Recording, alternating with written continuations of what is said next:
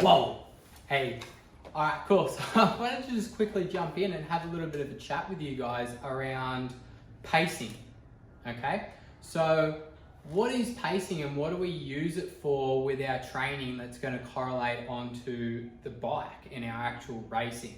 So one of the biggest things that we like to do with our riders in our training off the bike and in the gym, and particularly our conditioning training and aerobic training, is we've actually moved away from a lot of heart rate based training protocols. So I know there's a lot of people out there that are use a lot of heart rate based stuff, especially like when they're doing cycling, always got heart rate monitors on, working within particular training zones and stuff like that with the heart rates and stuff. Like, yes, all that is useful, but the problem that we basically come in with that is that it's extremely specific to each individual, number one. Number two, you don't have a heart rate monitor that you can physically look at and regulate off when you're riding, obviously. Like, yeah, you can have a monitor on your bars, but it's not exactly very viable for you to be looking down and going, oh, I'm at 180 BPM, I'm going too hard, I need to slow down. Like, that's not very viable. And two, it just can be so different from a day-to-day basis. So let me just quickly explain. So like, just say for example, if we want to work within an aerobic training zone, and the general rule of that is 180 beats per minute minus your age. Okay, so let's just say for a 20-year-old male, that is 160 BPM. So you want to be working at or below 160 BPM for 30 to 60 or 90 minutes, whatever it may be. So that would be one way that you could train. But for any particular person, like if I was to train in a zone like that, me personally, that's really super easy for me. So like I can still be pretty damn aerobic at 5 or 10 beats per minute higher than that. And then on the other end of the spectrum, I get other guys that come in that are quite untrained and relatively new to training, and you might give them a protocol like that and they might say that's super hard.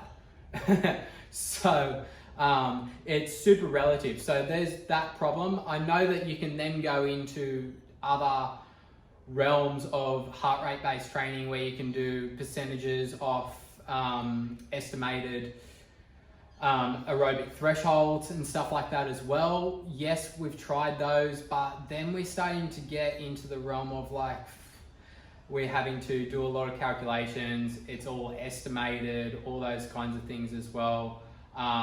Like, yeah, if you're an elite athlete, probably a good idea to maybe do stuff like that, but like when we just want to be training and we're talking like your intermediate level riders and stuff like that, that don't want to go in and start analyzing numbers and all those kinds of things, not the best way to do things. So the way that we actually work this is we actually go off learning how to pace ourselves. We use breathing techniques.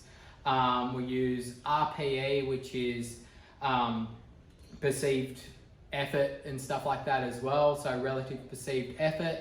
And it just works so much better. So just to give you an example, so when we are training and we are, so say doing a 20-minute effort at a max effort, okay? So 20 minutes max distance.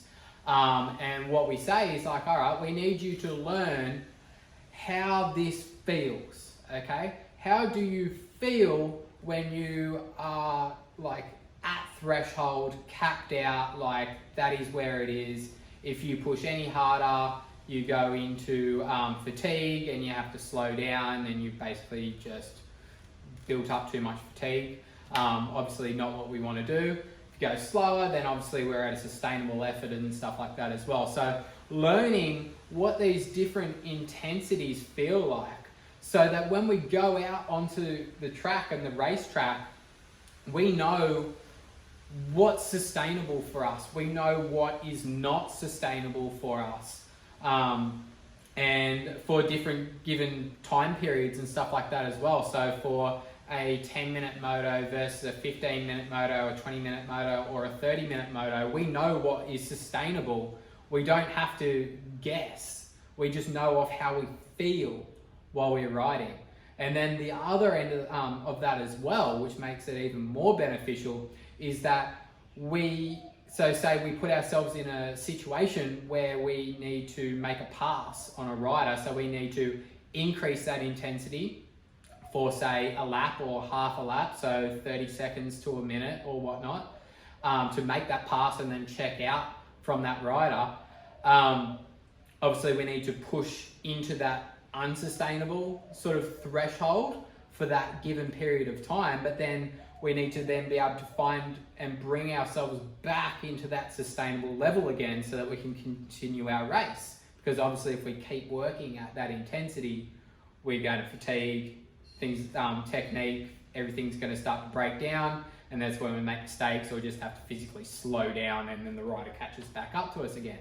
So learning what that feels like, what we need to be doing in order to take ourselves up, bring ourselves back down, find sustainable again, things like that. So like I say, learning to do this and learning how these different intensities feel, as opposed to just going, oh, like I know what it is on my heart rate, but you don't have a heart rate monitor there while you're riding. It's not applicable, it's not useful, and we can't transfer that onto the bike.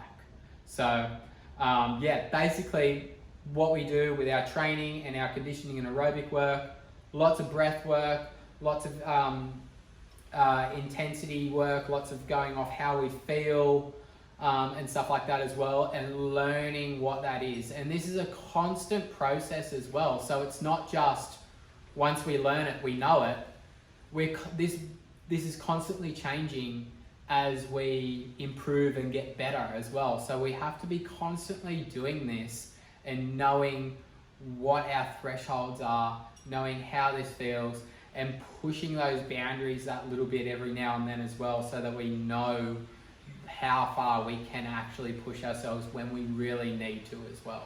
So takeaway from this, move away from heart rate based training, give it a go.